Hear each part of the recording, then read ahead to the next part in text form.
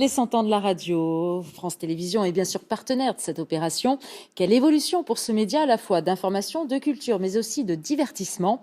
Au Havre, la Société des radioamateurs s'associe à l'événement. Pour ce centenaire, les passionnés de cette association nous ont ouvert les portes de leur musée. Bénédicte Drouet et Éric Proença-Pinard. Pour Florida 6, Kilo Oscar Hotel, Société Havraise de TSF, à ton écoute. À 1000 km du Havre, un autre radioamateur est en contact, F8 CRT Pascal. Les deux passionnés vont échanger dans un langage inconnu des non-initiés. QSY en DMR, c'est un jargon que les radioamateurs utilisent entre eux. Le code Q, qui est en fait un code international.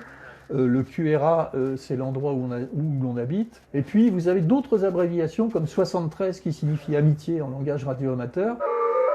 Un langage inspiré du morse est né il y a 100 ans avec le début de la radiodiffusion. C'est en fait le premier réseau social qui existe donc depuis finalement quasiment le début du XXe siècle. C'est, je dirais, l'association de geeks, on pourrait dire ça, les passionnés de technique, les passionnés de bricolage radio, mais aussi les passionnés de contact radio qui sont situés partout dans le monde. Et c'est toute la magie encore de ces liaisons radio. C'est pouvoir parler avec des gens qu'on ne connaît pas, lancer un appel dans les airs, ne pas savoir qui va répondre. Et ça, je trouve ça génial. Ce qui lâche souvent aussi, ce sont les condensateurs de liaison entre la préampli et l'ampli. À l'ère de l'obsolescence programmée, Michel et Joël font de la résistance. C'est faire revivre ces objets-là qui ont vécu bien avant nous, qui ont connu des choses.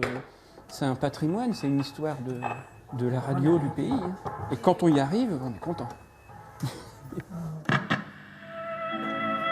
Un poste allemand des années 30, une valise de la résistance. L'association havraise compte aujourd'hui plus de 500 appareils. On a un musée qui s'est fait au fil du temps et on a récupéré de très belles pièces avec des récepteurs de l'armée, des récepteurs civils et puis également des appareils un petit peu particuliers comme ici qui permet d'apprendre le morse.